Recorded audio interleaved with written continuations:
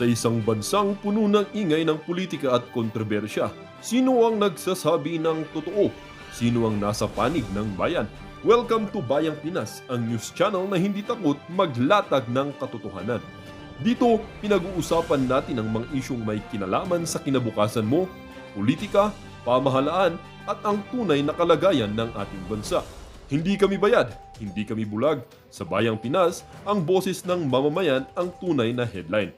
Kaya kung sawang-sawa ka na sa mga baluktot na impormasyon at scripted na kwento, dito ka na. Dito sa Bayang Pinas, tayo ang bantay at boses ng bayan. Kung gusto mong manatiling mulat at informed, don't forget to like, share, and most importantly, subscribe dahil sa panahon ngayon, ang kaalaman ay kapangyarihan. Ito ang Bayang Pinas, balitang totoo, pusong makabayan para sa sambayanang Pilipino. Tara na't alamin ang tunay na balita. Wait for a while. Senator Marcoleta is recognized. Thank you. Maalala po natin, Mr. President, na nung pangalawang hearing po ng Blue Ribbon Committee, doon po namin finload yung idea na kung nais po ng mga resource persons, particularly po yung mga 15 contractors na naimbita sa ating Blue Ribbon, kung gusto ninyo na magsalita kayo, come into the open, pinload po namin sa second hearing yon. Makakatulong po kayo sa Estado, lalong-lalo na po kung magbabanggit kayo ng mga taong alam ninyo na mas malaki kaysa sa inyo kung bakit nangyari ang matinding korupsyon sa ating bansa. So pinupload po natin yung idea na maaari silang mag-apply under the Witness Protection Program. Kaya po yung una nilang pananalita, nung sila ay wala pa po at hindi pa nakumbinsi siguro na lalabas, iba po yung kanilang testimony sigurado. Ngunit nung malaman nila na may pagkaseryoso naman po yung offer namin, na kung makakatulong po kayo, magsabi na kayo ng totoo, baka po, sabi namin, yung criminal prosecution, madidispense na yon, pinaka most likely siguro, pagdating ng araw, civil liability na lang ang haharapin ninyo. Meron po akong paniwala na pinag-isipan nilang mabuti yon, kaya lumabas yung mag-asawa na yon.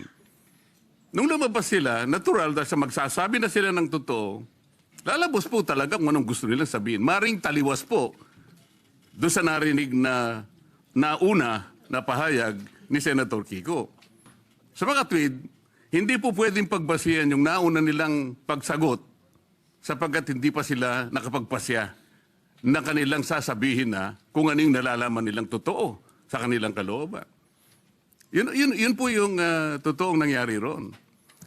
Kaya hindi po ako naniniwala na dahil lamang doon sa maaring hindi pareho nung una yung kanyang testimony at doon niya na sinabi yung buong katotohanan ay maaring edited o maaring may pagbabago o hindi pwedeng pagbasihan. Sa akin palagay po, ang pinag-uusapan natin, ano man yung kanilang sinumite, wala pong karapatan ang sino man sa atin na husgahan yun eh. Yun po yung kanilang nalalaman eh. Pagdating po ng araw, ang korte na po ang gagamit doon. Kung sakasakaling matapos po yung investigasyon na ito, nagkaroon po ng committee report at sinumiti po at ang rekomendasyon po ay ipagsakda lahat ang mga tao may kinalaman dito. Yun pong mga ganong klaseng dokumento ay pupunta rin sa korte eh. And in the final analysis, only the court can determine yung veracity o yung kawalang katwiran, kung meron man, ng mga naunang pahayag. Yun po yung gusto naming mapansin, Mr. President. Salamat po. On a question of privilege, which is the higher and preferred way of speaking before this body. Mr. President, I am armed by the explanation of the minority leader that we're not questioning the prerogative of the presiding officer, but we can question the Senate President on issues that are quite legitimate, such as the matters I would like to raise today. Unsettling because, Mr. President, on September 9, in your interview with ANC Head Start with Ms. Karen Davila about the Blue Ribbon chairman being a lawyer. Your answer is, there is no such thing as a rule na dapat abogado yun. Abogado ka nga, di ka naman magaling mag-imbestiga, di ba? So useless. Mr. President, I'd like to put on record, there was no inclination from this representation na meron man lang kaming sinabi na ang chairman ay dapat, chairman ng Blue Ribbon Committee ay dapat abogado. Wala po kaming kahit na shadow ng inclination. O any reference to that matter, wala po kaming sinasabi. Ngayon po, yung sinasabing abogado ka nga, di ka naman magaling mag-imbestiga, hindi ko po alam kung sino po yung tinutukoy ninyo sapagkat narinig din po kayo sa inyong mga interviews. Sinabi niyo po, Mr. President, na maraming dissatisfied sa direction na tinahak po ng aking investigasyon nung ako pa po ay chairman ng Blue Ribbon Committee. Hindi ko po alam kung sino po yung dissatisfied sa mga members natin. Wala naman pong perpekto, Mr. President, pero sa akin pong pananaw ay ginawa ko po yung aking makakaya. Kung meron man po akong pagkukulang, ay humihingi po ako ng tawad sa aking mga kasamahan sa Blue Ribbon Committee. Ngunit hindi ko po sinadya na ilihis sa direksyon ng tamang pag-iimbestiga ang ating Blue Ribbon Committee. Noong September 10 po, 2025, ang programa pong Sa Totoo Lang, sa 1PH, nandun po yata si Joe Francisco, Chicky Berhel, Cheryl Cosim.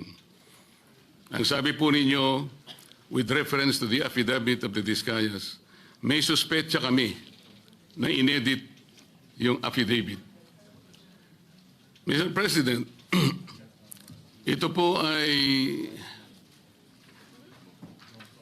indirect affront to the integrity of this representation. Yung lamang pong pagsuspetsahan niyo na inedit yung affidavit, paano kayo nagsuspetsa? Ano po ang ginamit ninyong batayan at pagsususpetsahan ninyo na maring inedit yung affidavit? Ako po bilang chairman ng Blue Ribbon Committee, nagpakaingat-ingat po ako nung sila po ay sa pamamagitan ng kanilang mga taga-lapit, ay minabuti ko pong hingin sa kanila. Sumulat sila sa akin para malaman ko kung talagang meron silang kagustuhang magpahayag ng kanilang saloobin tungkol sa dinidinig natin sa Blue Ribbon. At gusto kong masatisfy ang sarili ko, Mr. President, kung totoo nga at kung bakit nila gagawin. So nakareceive po ako ng sulat sa kanila, handwritten. At nung malaman ko po na talagang galing sa kanila ang pagpapahayag na voluntaryo, sinabi ko, sige, gawin ninyo. At kinakailangan, bago nyo ibigay sa akin, notaryado na yon. At yun pong affidavit na yon, o subscribe sworn statement, Mr. President, ay naibigay sa akin, araw na po, maggagabi na po ng araw ng linggo, in a sealed envelope. At kung sinasabi po ninyo na ang SOP ay dapat na ibigay sa mga miyembro ng ating Blue Ribbon, wala na pong pagkakataon sapagkat sa umaga po alas 9 ay magsisimula na po ang Blue Ribbon Committee. Noong September 14 po sa Twitter ninyo, meron po kayong binanggit at ito po ang nakasulat. Very devious. Wala pang hearing ang Blue Ribbon ni Ping Lacson. Gusto ng ilang magpalitan agad. What are they so afraid of? Bakit minamadali WPP agad ito? Ano bang nangyari? Malalaman natin sa Blue Ribbon kay Senator Lacson, meron siyang investigasyon ginagawa tungkol dyan. Ano po ba yung pinanggalingan ng mga salitang yun, Mr. President? Sino po yung natatakot? Sino po yung nagmamadali? Kung ang inyo pong tinutukoy ay yung aking sulat para irekomenda na mag-apply sa Witness Protection Program ang mag-asawang Diskaya, yun po inaayon sa batas, Mr. President. Ito po ay inaayon sa Section 4, Republic Act 6981. Ito po yung Witness Protection Act. Ang sinasabi po doon, in case of legislative investigations in aid of legislation, a witness with his express consent may be admitted into the program upon the recommendation of the Legislative Committee where his testimony is needed when in its judgment there is pressing necessity therefore, provided that such recommendation is approved by the President of the Senate. Ang committee po ay nagpasya, Mr. President, kasi hiniling po nung Diskaya sa kanilang sworn statement na meron tangka sa kanilang buhay, sa kanilang seguridad, ang kanilang pamilya at kanilang mga anak. Kung kami po ay nagmamadali, yun po kasi ang sinasabi ng batas.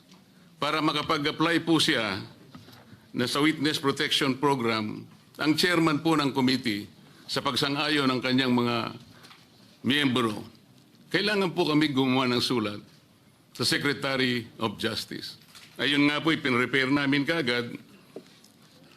Hindi nga lamang po napirmahan ng pumalit na Senate President sapagkat nagpaliwanag siya, nalaman pala niya na meron palang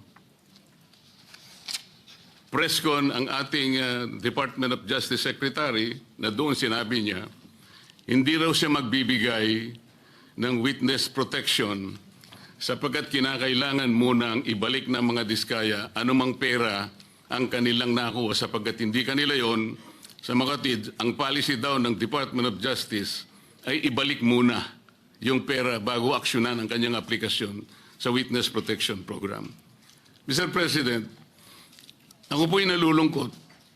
Maski sa aking press con kanina ay sinabi ko kung bakit ganun ang sinabi ng Secretary of Justice. Wala po sa tuntunin yun eh. Kung babasahin lamang po niya ang Section 3 at Section 10 ng Republic Act 6981, wala pong binabanggit doon na restitution, yung pagsusuli. Nag-uumpisa lang po sa pagsusuri, sa pag-iimbestiga ang komite. Meron na po bang halaga na dapat isuli? Na-determine na po ba yun? Meron na po bang ruling na kung ano yung, kung sino at gaano ang isusuli ng kung sino man ang may kasalanan? Meron na po bang ganun? Wala po eh. Prospective lang pong mag-a-apply eh. Nasa Sections 3 and 10 ang mga requisites kung ano-ano po yun. Mga 10 requisites po yun. Yung restitution, wala po ron eh. Kaya po ako'y nalulungkot kung bakit po binanggit yun ng Secretary of Justice. Samantalang, nung pong linggo, bago magkaroon ng hearing noong September 8, nagkausap pa kami at binigyan pa niya ako ng kasiguruhan na sige, ibigay mo na sa kanila ang pangangako na mabibigyan natin sila ng immunity sapagkat tayo naman ay magkapartner sa kagustuhan natin, pati yung Witness Protection Program ay ating maipasakagad. So yung pagbibigay po niya sa akin ng garantiya, kasama na po yung kanyang USEC. Yun ang nagbigay sa akin ng lakas na loob. Kaya ako'y sumulat kagad. Hindi ko alam na babaligtarin ako ng Department of Justice. Ngayon po, Mr. President, yun po ang ginamit ninyong dahilan kung bakit hindi nyo pinirmahan. Sana man lang po ay napakarami naman ninyong mga abogado sa inyong opisina rin. Binasa nyo sana yung batas. Kung yung restitution po ay isa sa requisite para ang isang tao ay makapag-apply man lang. Yun po kasi yung prinsipyo ng batas eh. Bago siya gumawa ng isang marahas na kapasyahan, alam niyang mag-aalanganin ang buhay niya. Magsasabi siya, nung inaakala niyang maaaring makapaglagay sa panganib ng kanyang buhay, kailangan nga bigyan natin din siya ng protection. Yun po yung batas eh. Hindi ko nga po alam kung bakit sasabihin ninyo, bakit may pagmamadali? Dito pa nga po sa sinabi ninyo noong September 13, Mr. President. Ang reading ko, sabi po nyo, camouflage lang yun eh. To put me and the leadership of the Senate under the gun. Kunwari, merong naiinis sila. Kung bakit ko pinirmahan, kung bakit hindi ko pinirmang sulat sa DOJ, baka may commitment sila to someone, to some people. Is there a commitment somewhere? Baka merong nakiusap na pwede silang ipasok sa Witness Protection Program. Lahat po ng ganitong mga pagsususpetsa is a direct affront to the integrity of this representation, Mr. President. As a member of the Senate, bakit po kinakailangan magkaroon tayo ng ganitong pahayag sa publiko na walang basihan ni katitingman? Ito po yung nakakalungkot. Noong September 10, sa bilyonaryo interview with Ms. Corina Sanchez, ang tanong po ni Ms. Corina, Bryce Hernandez, natatakot daw po siyang bumalik sa Senado. May basihan po ba ang kanyang pangamba? Yun po yung tanong niya sa ating Senate President. Ang sagot po ng ating Senate President, sabi niya sa House. Makatwid, parang kinonfirm niya. Ang nangyari, yung mga congressmen nag-request na kung pwede daw, huwag ibalik sa Senate dahil meron daw siyang binabanggit na mga senador. So ang ginawa naman ng mga congressmen, nakiusap kay Speaker, si Speaker tinanong sa akin, dahil ang sinasabi raw kung pwede mo nang i-retain. Sabi ko, hindi pwede dahil sa legal custody namin yan eh. Dahil merong contempt dyan sa Senado. Nakikiusap sila kung pwede na wag sa Senate mismo, hindi naman i-retain sa House. Ang umandar sa akin, siyempre, yung tinatawag na parliamentary courtesy. Kasi meron silang nakakontempt doon, yung si Mendoza, gusto rin naman namin kunin yun. Alam ko later, iimbitahan namin yun. So ang nangyayari po, Mr. President, kaya ba dinidiscredit, kaya ba pinagsususpetsahan yung Diskaya sworn affidavit sapagkat may binanggit siyang 17 congressmen? Yun po ba ang dahilan? Bakit naman po nung yung Hernandez ay nag-testify sa House, bakit kagyat nating pinakinggan naman ang kanyang katwiran? Dahil may binanggit naman siya, di umano, na may kasalanan na dalawang kasama natin dito. At saka siya nagsabi na, huwag niyo na akong ibalik doon sapagkat manganganib ang buhay ko. Ang maliwanag po dito, pagka ang nagsasalita si Bryce Hernandez, parang merong kagad pagpapatibay.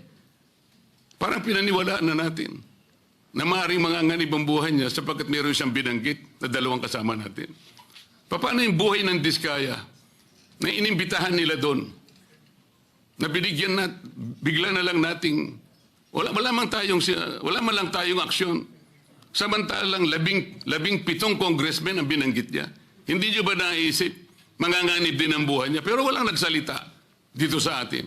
Yun po yung aking nakikita. Huwag po tayong mag-aaway-away. Ang ating pong hinahanap ay katotohanan lang. Pero kung ganito po ang gagawin natin, manggagaling po sa ating Senate President, magpapalipad po kayo ng salita na kami po ay wala namang kinalaman. Lalong-lalo na po ang representasyong ito. Kahit minsan wala po akong sinabihan na mas magaling po ako. Wala po akong sinabing ganun. Ang sinabi ko lang, ang pagkakaiba po ng investigasyon ng Senate Blue Ribbon Committee is in aid of legislation. Kung ang direksyon ko pong yun ay mali para sa inyo, nasa sa inyo na po yun. Pero yun po ang nalalaman ko. Sa 3 pagdinig lamang po, nasabi ko na po kanina sa press con, sa 3 pagdinig pa lamang po namin, nakita ko na po ang pangangailangan ng halos 14 na legislative measures na dapat natin kagad na ipasa para sa ganon, maayos natin, ma-address natin kagad ang malalang problema ng corruption sa ating bansa. Maraming salamat po sa pagkakataon, Mr. President. Interject, and then of course it is the pleasure of the Senate President if he wants to answer again. The minority leader is recognized. Thank you, Mr. President. Unang-una, Mr. President, sa rule, verba lehis. Kapag ka very clear, plain interpretation, clear po yun. You do not interpret. Ang sinabi po sa Rule 6, a witness in contempt may be ordered detained in such a place may be designated by the committee alone. Alone. Ibig sabihin po, yung committee lang. Ano yung with? Kasama. with concurrence of the Senate President. Hindi nakalagay or the Senate President. So you ask all the lawyers here, they will tell you, ang ibig sabihin nito, pwedeng kumuha ng concurrence or pwedeng hindi. Yun yung or. Hindi po to committee or the Senate President. That's why if you go to the last paragraph, the order may be lifted by the chairman with the concurrence of the Senate President. The Senate President cannot lift ang nakalagay doon with the concurrence. Hindi rin pwedeng yung committee. So na-violate po rules natin because it was not the committee alone. As I said, personally, I don't take it against the Senate President nung unang araw na pag-upo niya. Kasi unang-una po, kakapalit lang ng Senate President. Pangalawa, tumawag yung Speaker, nagkaroon ng debate. Having said that, it is very clear in the rules and in the Constitution, meron Supreme Court cases yan, that the plenary is supreme. Even the Senate President said, di ba, primus inter pares, he's just the first among equals. Equal tayo lahat. But of course, he represents the Senate. So when the plenary decided to put him in Pasay City Jail, ang makakalift po niyan, hindi po yung committee, hindi po yung Senate President, it's the plenary. So we violated our rules. That's why we stood up to correct. Okay, let me go now to the Witness Protection Program. Let me first mention, I love the humility of the Senate President in the sense na sinabi niyang opinion niya yon, and of course the Constitution guarantees him his opinion. But let us remember, Senator Tito Soto before Monday gave the opinion of a senator. But after Monday, he's giving the opinion of the Senate President. There's a thin line between the opinion of the Senate President for the Senate and the opinion of Senator Tito Soto. Both are valid. He always studies. He always knows what he's talking about. But magkaiba po yun eh. Magkaiba yung dinidebate ko siya sa opinion niya at yung opinion ng Senate President bilang Pangulo ng Senado. So for example po, Mr. President, and let me address then Senator Kiko, although in a sense it's none of my business because he was manifesting that in the Blue Ribbon Committee.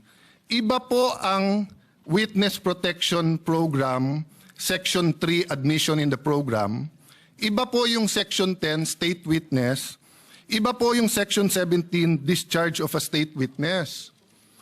Yung pong sinasabing he does not appear to be the most guilty, yan po ay tatanggapin natin pag state witness na wala po tayo doon. Nandun pa lang tayo sa Section 3 protection. So let me make that clear. Kasi po ang nasabi ng Senate President, paano yun yung perception ng tao, most guilty sila? First of all, I don't agree. Kaya nga nagrarally, alam ng tao may mastermind sa likod nila. Di ba? Napakagaling naman ng diskaya na pati BICAM, pati budget, pati everything, sila ba nagpapatakbo ng gobyernong Pilipinas? Di ba? They probably could be one of the most guilty na may kasama sila, pero it is very much possible na may mastermind behind them. At hindi lang po sila ang may ghost. So kung sila ang mastermind, then ibig sabihin, for example, ano pa?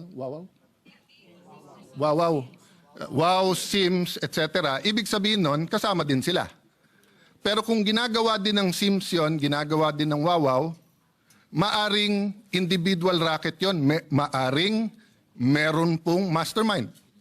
Maaring nasa DPWH yung mastermind.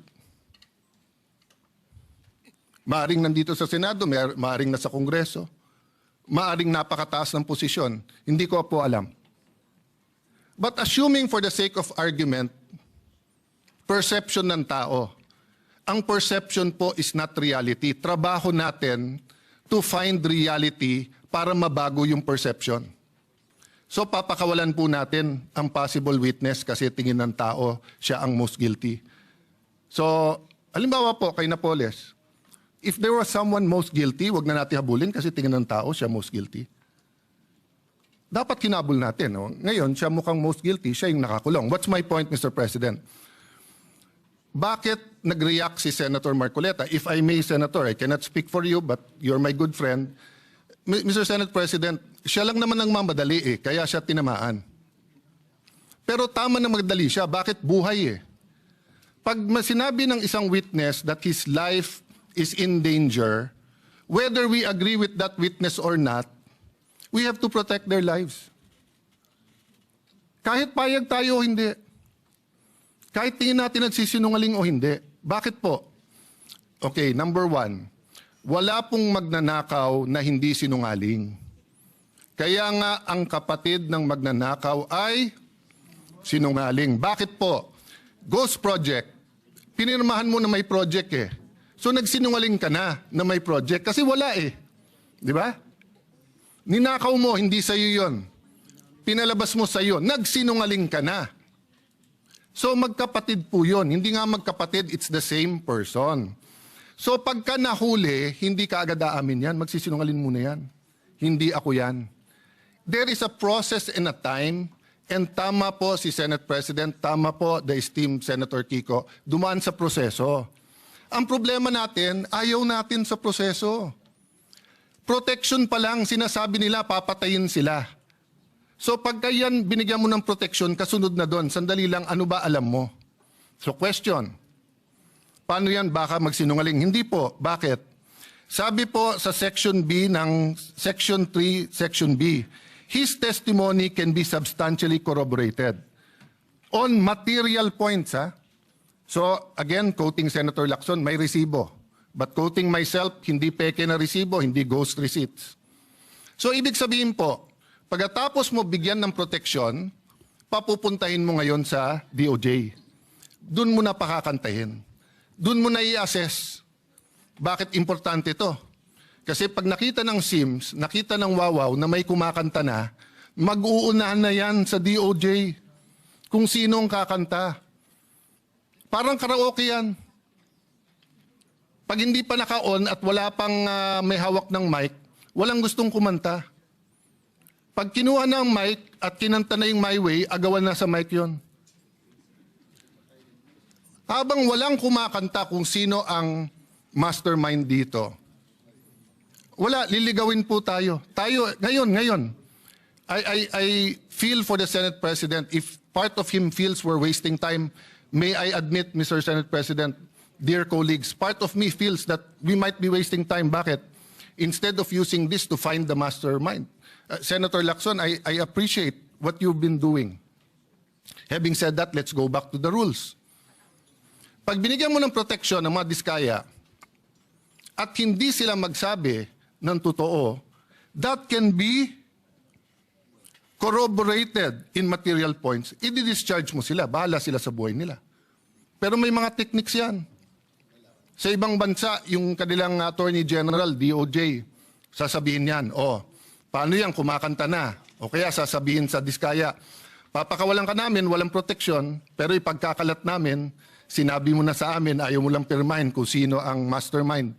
So, there are different techniques that are legal to ferret out the truth.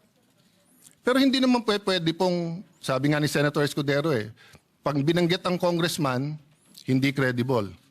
Pag binanggit ang senador, credible. Pag binanggit 2022, papunta ngayong credible, hindi binanggit. I myself think dapat banggitin na 2016. Ba't banggitin nyo rin 2010 to 2016? Wala naman nagsabing graft-free ang ng DPWH noong 2010 to 2016 Sa bayan namin, contractor, congressman, doon na uso yung sheet piling 2010 to 2016. Bago noon, walang sheet piling sa Taguig. Pero yung sheet piling na isa sa mga pinaka-corrupt ways of flood control, nangyari po to 2010 to 2013 or 2016. So let's get to the bottom of it. But let's follow the law. Yung state witness, malayo pa yon. So nung una ko nabalitaan, kailangan state witness,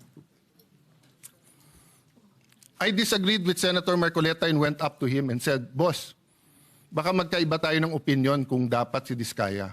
Pero tama nga siya, wala pa tayo doon, nasa protection pa lang Hindi pa natin naririnig kung anong sasabihin nila.